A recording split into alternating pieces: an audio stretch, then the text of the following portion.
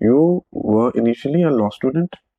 At 21, you were teaching math. The world is divided between those who, like English and history and geography and those who like science and maths. I was the bridge between these two. I was beginning to be known as Duffer Sir. I didn't think like someone from Mahim in Mumbai could possibly be a writer. Midday's taken 8 out of the 10 articles. And I said, what happened to the other 2? Aunts would come up and say, I saw your name in the paper. I said, did you read what I wrote? I said, no, who has time to read? Your first book, it was Surviving Women. One day, Anil Tharkar and Shobha De and Mark Tully were sitting together with David Devida and thinking, who could possibly write Surviving Women? A female author and a very acclaimed author published a book. And the content of the book was just fine. But there was this hue and cry about the book cover. If I am offended by a certain writer's political position, I will just not buy that book. Growing up, we used to read writers who were the voice of dissent. If you are a man in a patriarchal society, how much dissent will you want to make? Do you think that social media, has it changed the way literature is being written in India? With this much growth in literacy, you would have thought this much growth in reading. But it's not happening. Someone rang me up from a publishing house, a big publishing house, and said, do you have a novel for young adults? This book just like exploded. Every kid said to every other kid, they have XCS. Majority of the books that are being sold are English, while the Hindi book market is, say what, 20%. What exactly do we understand by Hindi?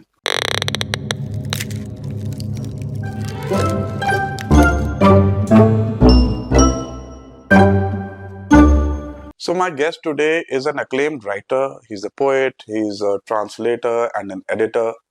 And he has authored some acclaimed novels and works of literature, including Surviving Women and M and the Big Whom. So my viewers who are avid readers already know I'm talking about Mr. Jerry Pinto. So welcome to the show, Jerry. Thank you so much. So here's what I know about you. You were initially a law student. At 21, you were teaching math and you were much sought after. And then you take a hard left and you are one of the brightest authors in India. So how did that happen? Oh, okay. So actually I started teaching mathematics at the age of 14 because I went to college at 14 for various reasons. In those days, nobody paid very much attention to your birth certificates. Right. If you had your 10th standard, they just put you into college. Okay. So I went to college at 14 and I discovered that college takes money. The school never did. You could get by with 50 paise for lunch break and that was fine. 50 paise, by the way, in that time was a full plate of bhel puri plus 10 paise of kurmura. So, it was a lot of money. But, college meant if you were interested in a woman, you had to buy film tickets and perhaps a taxi home, maybe even lunch and some snacks, all kinds of things. So in order to have a social life, I realized I would need money. And so I began to teach kids mathematics at the age of 14. I had not been a bright student myself in mathematics. I became bright because of a teacher who simply explained that mathematics is another language. Right. Numbers are adjectives. Equations are sentences. Right. Mathematical operations are verbs. And this is how the whole of mathematics suddenly just opened itself out to me. And I thought, if I could do this with other kids. Because normally the world is divided between those who, like English and history and geography and those who like science and maths. I was the bridge between these two. So by the time I got to 21, I was pretty much a well-established tutor because by then my first kids had gone to the ICSE and the SSC. They'd done well. I was beginning to be known as Duffer Sir. Meaning I was the one who would take the duffer and get the kid through with a reasonable amount of, 71 on 100, 80 on 100, that much. There were no 99s or anything, but it was respectable and they could then go, heave a sigh of relief, never do maths again and do arts. That was it, right? But I was known as Duffer Sir and I was happy to hear that. And then a friend of mine said, you talk so much, you talk so well. I'm always laughing when you're talking, why don't you write? And I thought, I don't think I can do that. And she kept saying it. And then one day she said, Rashmi Palkhiwala said, I don't think I'll talk to you about it again because you don't want to write, do you? And actually, for that moment, I thought about it and I did want to write. I thought it was a great thing to write, but I didn't think I could write. I thought, you had to have gone to Oxford or Cambridge, and, you had to meet Stephen Spender at a young age, and, Dom Morais, Adil Jasawala, these people. The Ivy League and all that. They seem to be the writers. I didn't think like someone from Mahim in Mumbai could possibly be a writer. But I said, I've been teaching for 7 years now. I have a reputation, I have an ego. Yeah. I can't face rejection. Yeah. So she said, I'll face it for you. You write, I'll type, she said. She even agreed to type them out. She did some editing also. And she took them around to various editors and showed them to them. And I suddenly, one day she called up and said, Midday's taken 8 out of the 10 articles. And I said, what happened to the other 2? Why are they taking those? You see, obviously desires no end. And I named the papers was such a delight, such a thrill. And my family was delighted. I mean, aunts would come up and say, I saw your name in the paper. I said, did you read what I wrote? I said, no, who has time to read? But I saw your name in the paper. And I was at that point even happy to be recognized in that limited way as a writer by Jerry Pinto, appeared in the papers. Such a thrill. That was the only validation you could get. There was no social media at that time. There was no social media and certainly not very much money. So I continued teaching mathematics because that was my bread and butter. That was how, by that time, my father had died and I was running the family. So I had to earn money for my mother's ill health, for my family, and, a little for myself as well, to buy some books, see some films. So I didn't give that up till the age of 30. I didn't give up the mathematics tuitions for the age of 30. And for 16 years, that was the way the Pinto Parivar, made its way in the world. Yeah, you certainly had a very novel way of teaching maths, and I'll give you that.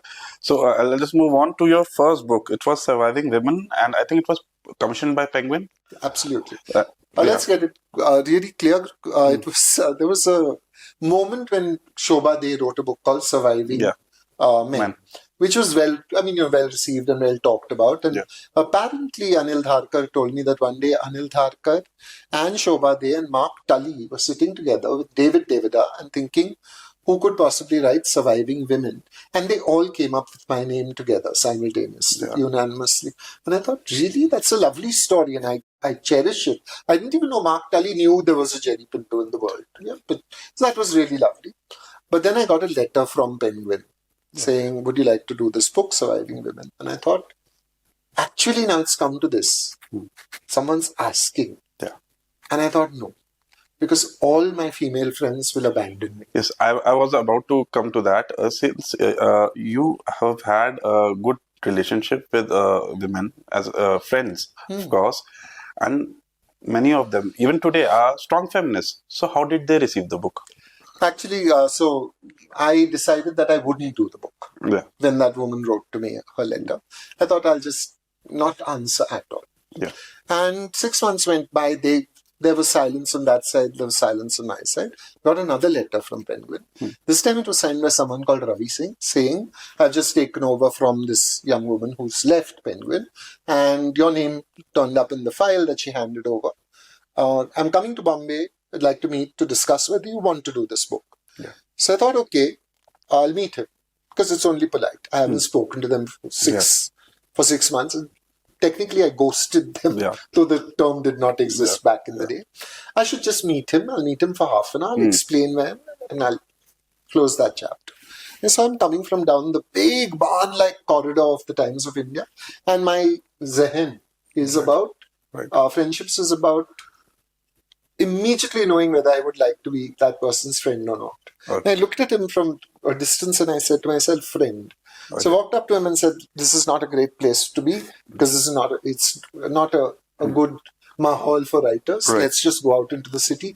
And about 7 hours later, we talked, walked, I showed him bookshops, I showed him the parts of Bombay that mattered to me.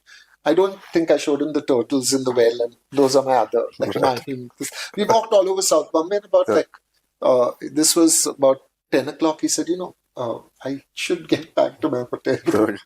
And I said, of course you should. I'm so sorry. I didn't mean to take up so much. He said, no, it was fine. It was lovely. And then as we were partying, he said, you will do Surviving Women, right? And by now he was my friend. So you don't say no to a friend. So I said, yes, I'll do. And I started to work on it. As I was working on it, I thought, I'm going to lose all my friends. Yeah. No one's going to talk to me ever again in my life. Female friends. Yeah. Men will say, they don't read anyway, so not a problem. Yeah. So I came up with a great plan. I gave the manuscript to all my female friends and I said, respond to it. That was a very smart move. Yeah. And all of them got bylines inside the book. They're all at the end of the book. Right. So, boss, you're part of it now. You're implicated by design. What can I say? Yeah. Brilliant. So I'll take a small detour from your personal journey over here and discuss something that's been bothering me, Jerry. Recently, an author, a female author and a very acclaimed author, published a book. I won't take the name, of course. And the content of the book was just fine. But there was this hue and cry about the book cover. And now this made me think that this moral gatekeeping has crept into the literary community. And it's kind of concerning. So what are your views on this? On moral gatekeeping covers, where would you like me to start? On the moral gatekeeping. On the moral gatekeeping. I think moral gatekeeping we've always had with us. And I often say, I believe that everybody's entitled to an opinion. Yeah. In the sense that, we're just having a discussion, Subhashini Ali and Amitabh Bagchi and I about a book of his. And all three of us had very variant views on source text that he had used. Yeah. And we didn't resolve the matter, but we agreed to respect each other's opinions. Disagree to disagree. Yeah, we just listened to each other actively. We listened to what the other person was saying. We presented our viewpoints.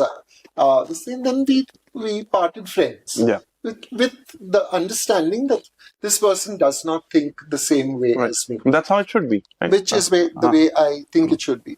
I think in some ways, society has become so divisive now. And this is not just the literary world. Right. It is almost everything. Whether it is in Bombay, we have a community that will not suffer non-vegetarianism in its home. That's fine. You're entitled. But not in the building, not in the area. Yeah. And that is not fine economy. Right. We have it in politics, certainly, where if you're on the left or you're on the right, conversations now seem difficult. Conversations are not conversations anymore. They are not even exchanges of views. They're just arguments that devolve into name calling. Yeah. All this is very unfortunate. I remember Amartya Sen wrote a lovely book called The Argumentative Indian. Yeah. And that is true. We are argumentative. But argument has two very important things. One is your opinion is backed by your knowledge, your attitudes, and fact. Right. And the second is you must make space after having expressed your opinion to listen to the other person's opinion, because nobody is 100% right and nobody is 100% wrong. This is unfortunately, it's a black and white situation that we've come to, which is unfortunate. So if I am offended by a certain writer's political position tomorrow, I will vote with my wallet in the sense that I will just not buy that book. Exactly. And if someone is offended by any positions that I take, I would urge them not to read my books and to read books that fit in with their political positions. Now, actually, I would encourage everybody to read every book and learn what you can from every book. And because that was what the inclusive nature of the Indic enterprise was, that we would always be in conversation with each other. Right. We would never see each other as so othered that we could not learn from each other. Right. And this is the loss. But it is the loss of the person who closes his doors. The person who closes his or her or their door to the world is the person who loses. Yeah. You know? Yeah. I couldn't agree more. Yeah. Yeah. So I think this is something when you cancel, you have every right to cancel. And I say it is your right to do it. But it is also your right to be informed about the world. Right. It is your right to be inclusive. It is your right to expand your notions of what humanity can be by embracing Right. as many viewpoints as possible. They do not have to become your viewpoints, but you can give them time and space, because time and space for each other is perhaps a good short definition of civilization. Right.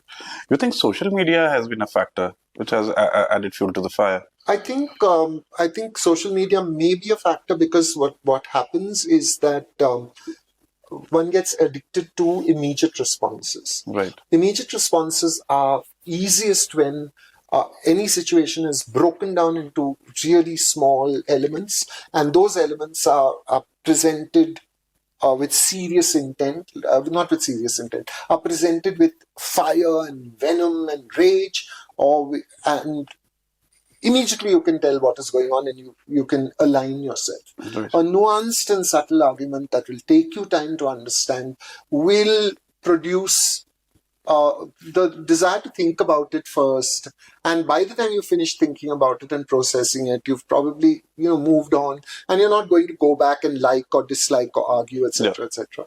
So this immediacy of response, coupled with the fact that they are non-synchronous media, which means I am talking to you, and as I watch you and I listen to you, I see your face in motion, I see your body either accepting or responding, and whether I like it or not, I'm going to sort of mold my message so that it will get to you as well as I can manage to get it to you. But when I'm talking to a camera and there's nobody else there, I am no longer I'm no longer empowered or energized by an actual physical presence in the room, and the person on the other side is only sees moving pixels and can say what they want, and therefore the savagery, the vileness of response sometimes, the death threats, the rape threats, are things that people perhaps would never do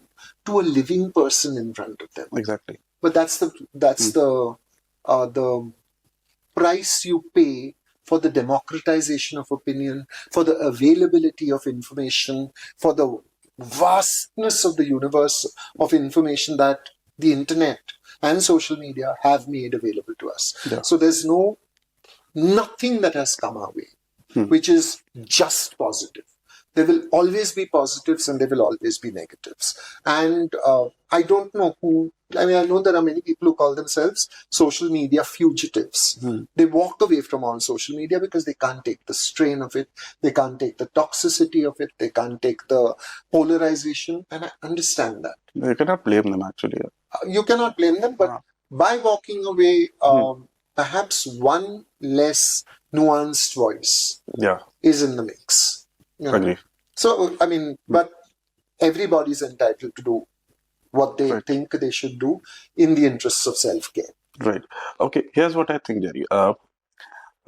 Growing up, we used to read writers who were the voice of dissent, be it Premchand, be it Harishankar Parsai, and even Arundhati Roy.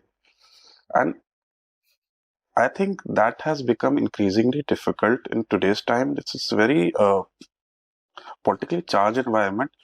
Do you think still authors carry this responsibility to be the voice of dissent?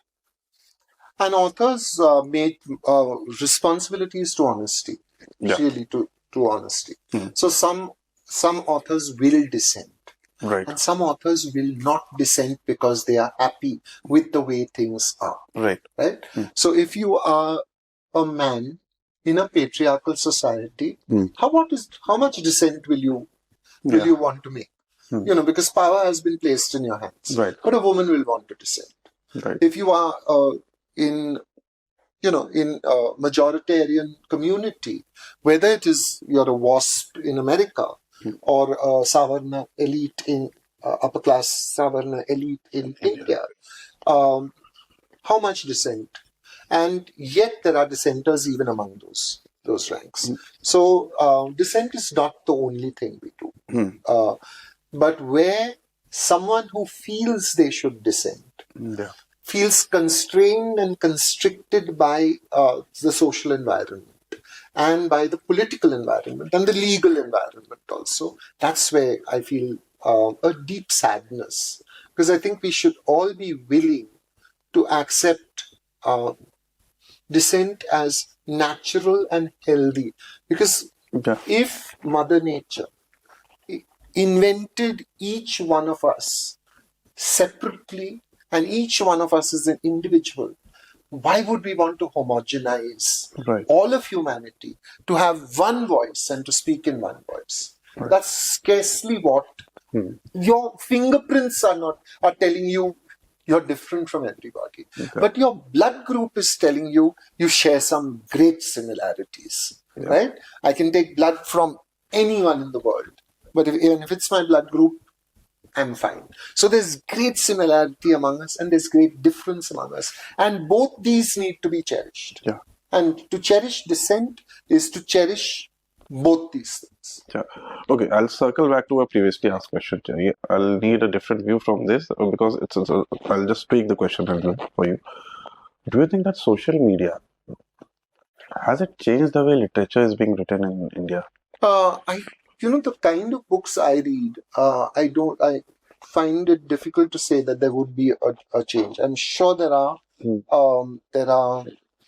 For instance, I'm told now that that on the sets of Bollywood somewhere, the first OTT series is being shot that was written entirely by artificial intelligence on prompts. Two things occurred to me. Someone had to give those prompts. Yeah. And eventually, I think there would have been a human being at the end of it who would have to look at all the generated material and see that it was holding together as scenes.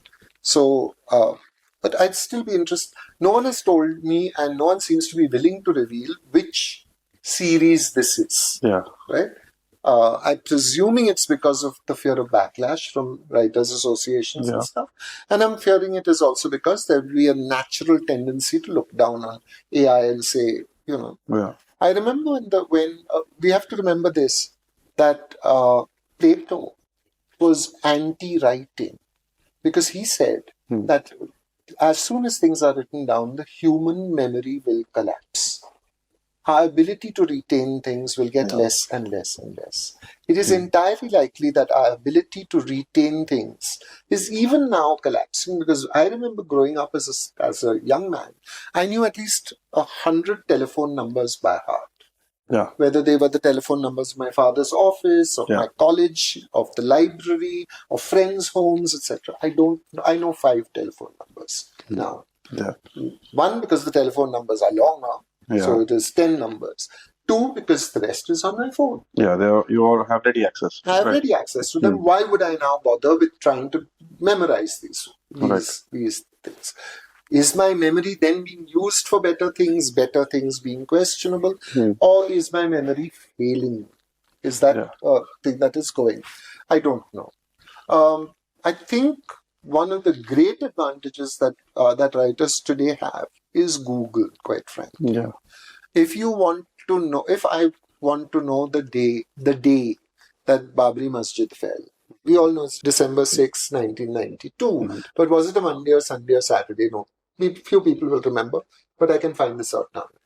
Earlier, I would have had to go through a lot of calculations, looking at encyclopedias, at research material, going to an archive, etc. I can now pull up on my computer the editorials that came up in 6 different newspapers to see where everyone stood, right? So are those also advantages or disadvantages? I don't know. I'm saying the differences are, when Grammarly came along, right? Yeah, as a thing. There was a great debate in staff rooms whether Grammarly was now a student faking knowledge of English, right? And my personal take on that was that we're all faking language. We all fake it. And then someone tells us, but it's AWRY is not pronounced Ori, it's pronounced Arai. And you think, kaun sa battar language? It's like, why do you do this to unwary people? Okay. But I believe that Grammarly now has faded into acceptability because ChatGPT has come along. So our boundaries are constantly shifting and changing. End product is really judged by the reader. The reader, in general, has been fairly happy with writing by the numbers. If you read pulp literature, whether it's romance or it's crime or it's thrillers of various kinds, standard performances that have happened. I mean, after you've read like 10 Dick Francis books, the 11th one is not going to surprise you terribly much. But it is still going to interest you in a certain way. So I'm thinking eventually the shakeout will not be for writers, but for readers. What will they be willing to accept? You bring me to my next question. Actually, this is something I was looking to ask you. You think it's not again? It's a two-part question. One, do you think we are reading less as a society today? And secondly, do you think today's reader has become more sensitive or more intolerant? To begin with the first question, numbers are always a problem. We are reading more as a society in India by the numbers. We just take the numbers. Now, if you parse those numbers, or you take those numbers and place them against the growth in literacy, right? Now you don't see the parity. With this much growth in literacy, you would have thought this much growth in reading, but it's not happening. Right. Two reasons. One, how are you defining literacy? If you define literacy as the ability to read and write your name and to count up to 10 and to write your address down and you're literate, then how is that person going to be a reader? Second, there's a natural bar to reading, which is one, time. You have to have time to read, leisure to read. And if your life is spent in the field, it's likely that you'll be so tired when you get home, you're not going to be reading. Second, the bar is, even if you price a book at $50, as cheap as that, it's still a bar. Someone's got to pay that $50 because that's the second bar. And the third bar is, what do you want to do with your time? Yeah, you need to have an interest in reading. Yeah. So from a very ballpark, back-of-the-envelope study that I've done, I've noticed that many children who grow up with families that have lots of books at home anyway, and where the parents were in the habit of reading for leisure, as in, your mum would come home from a hard day's work and would say, I'm just going to lie down for half an hour, don't disturb me. And she would curl up with a book and read. Yeah. And so you as a child began to figure, oh, okay, when I want to break from the way the world presses on me, I'm going to be reading too. Yeah. It's monkey see, monkey do. Now we are seeing that parents come home and say, just don't bother me for half an hour. I'm just catching up with my OTT serial on my phone, lie in bed, watch that serial for half an hour, then get up and do the rest of the work. Then you think you want that phone, you want to do that. So there's this migration of people who have come out of our universities and come out with degrees, etc., can read and write, come to reading and writing. They aren't impressed by it because they've not seen it modeled in their words, right? Yeah. So, but I have noticed now, whenever I'm in a flight in India, I take one walk down the aisle. One is, of course, because sitting is the new smoking, so you try to, change your posture. The second is I count how many books are being read on the plane. Yeah. And I include Kindle. If there's a Kindle reader or a person reading on the phone, that's fine. Person watching, there's no judgment. It's just because I'm in the word business I want to see. And increasingly, I find there are books. Yeah. There are, sort of paper books that people are reading. Yeah. A lot of them are Dharm Ki Kitabs, basically popularization of the epics or the commentaries on Hinduism or on various religions. And the other is self-help books. These two seem to be the most popular reading, but there is a fair sprinkling of novels and interesting authors, and those are the people who, if you stop and you say, hey, what are you reading, they actually want to talk to you about the book, and they want to talk to you about they'll be happy to share what they're feeling about. So are we reading less? We are reading under expectation, I would say, but by numbers we are reading more. Yeah. Okay. Third, and just last, how shall I put it, footnote to that. 1 year, someone rang me up from a publishing house, a big publishing house, and said, do you have a novel for young adults? And I wanted to say, I'm not running a shop. You have things in stock and you can hand them over. I said, no. She said, would you consider writing one? So I said, yeah, I suppose I would consider it, but why are you asking? She said, oh, young adults is the future. Young adults is going to be big. We have to be ready with young adult writing, etc., etc., etc. So I thought, well, okay, yeah. Because I had often thought we abandon the tweens. Yeah. We write a lot of books for the babies. Okay, so then we write a lot of books for young children till about 12. But 13 to 18, we don't write much. Then adult, we have lots. Yeah.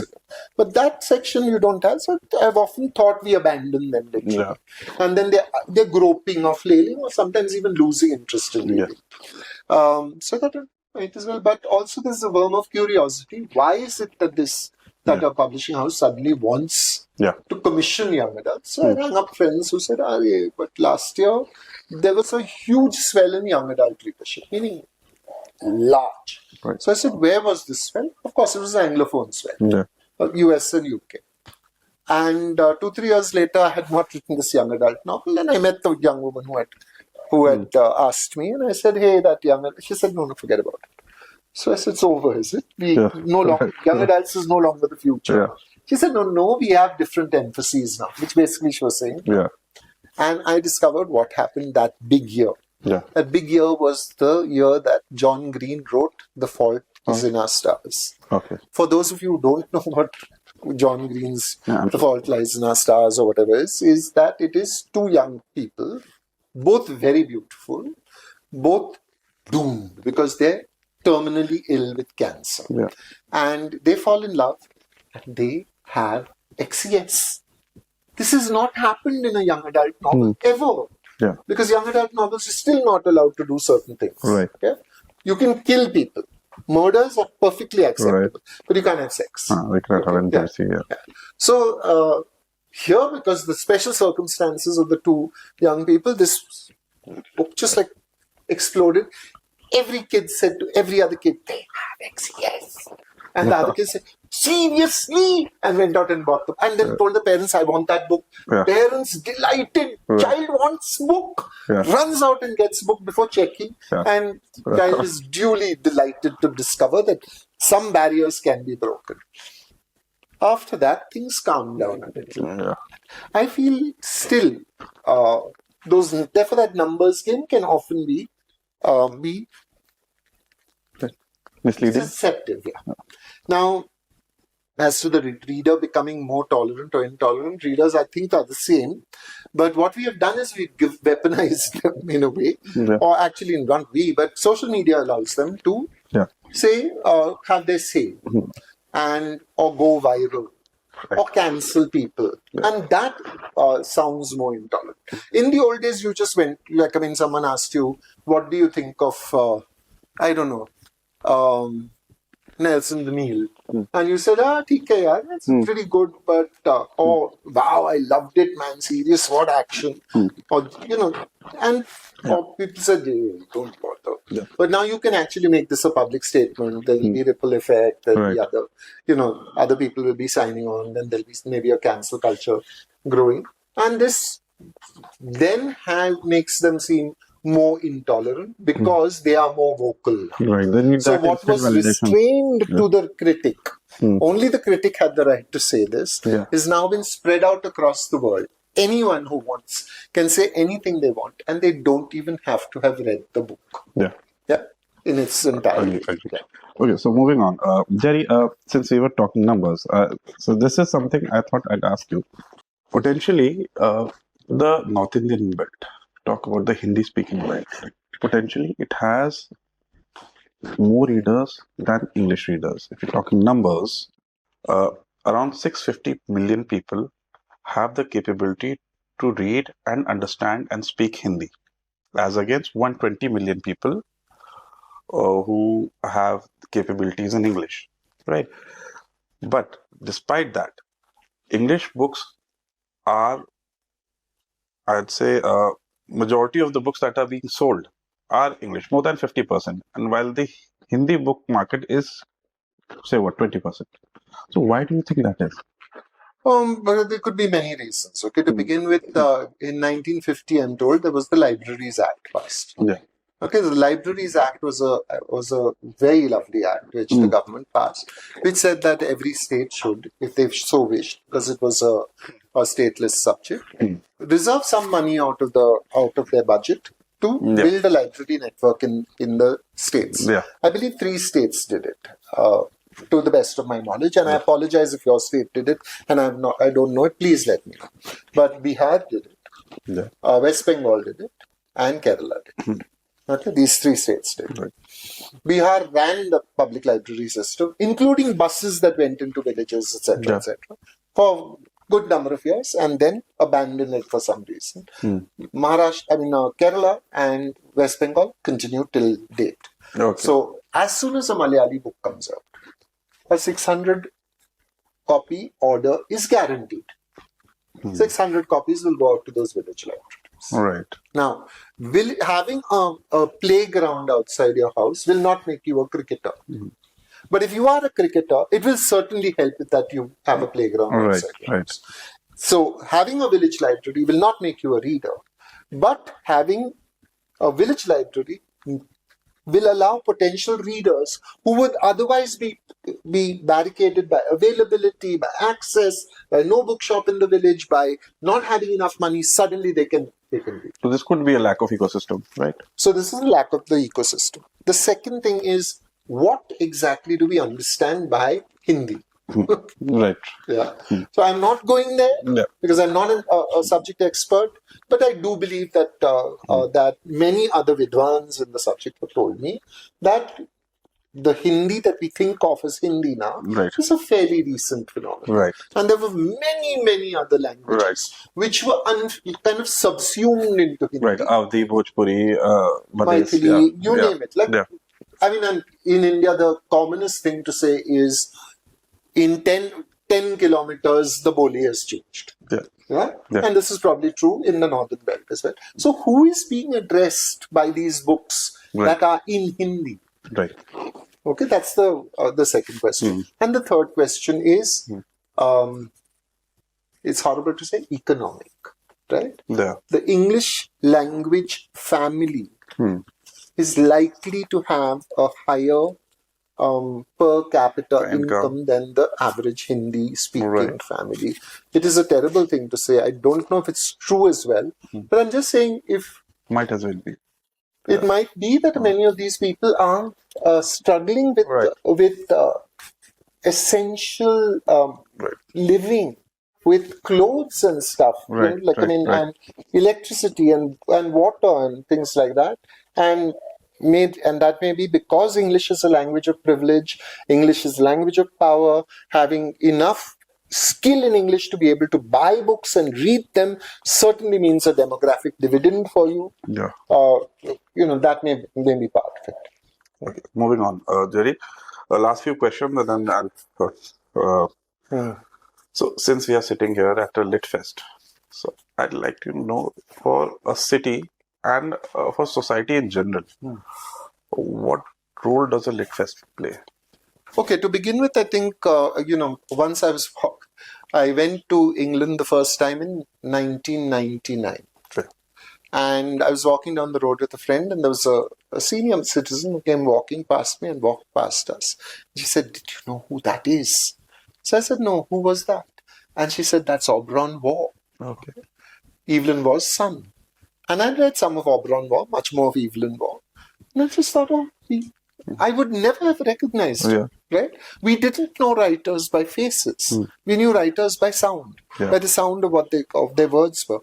Here, the people who choose to turn up this festival can see us on stage, can see writers on stage, can recognize that we are flawed human beings, that we sometimes ask questions to which we have no answers, but we still answer anyway. With great confidence, as I have been perhaps doing. Some people, no doubt, at your podcast will say, "What does he know about Hindi?" And he is talking. Very true, very true. I apologize already. Everything I said were opinions, not facts. And you are entitled, as I said, to have your opinions. But the thing is that, so the first is the arrival of the flesh and blood writer in your presence. The second is interesting conversations. I think one of the things that literary festivals need to be doing is not thinking of stars and awards and but they should be curating interesting conversations so that people can be aware of things that are outside the ken of the everyday conversation. These are special conversations. And the third is, I think, Kitabon Ki Sohbat. The feeling of being in the presence of books and of people who like books and who make books and write books can be for the reader a lovely experience. Right. Okay. Okay, Jerry, my last question. And before this, I conclude this interview, there's something I need to ask from you. Yes. I need you to recommend 2 books for my viewers. Any 2 books. Okay, the first book that I would recommend is Land, Guns, Caste, Women by Geeta Ramaswamy from Navayana Publication. Okay. It is a magnificent life story, but it is also told very well. So it's like almost like a how to write book. Okay. And the second is Lorenzo Learns the Meaning of Life by Upamanyu Chatterjee, which is really beautifully and simply written. My great thing is simple writing. Yeah. And these 2 books exemplify simple writing. And I must add that any book by me would also be something like that. Okay, but that. Okay. Thank you, Jerry, for your time. And before I conclude this interview, here's a little souvenir from my... Thank you so much. I always like gifting. Yeah, there's a pen and a book. Yeah. Nothing more required. Thank you so much.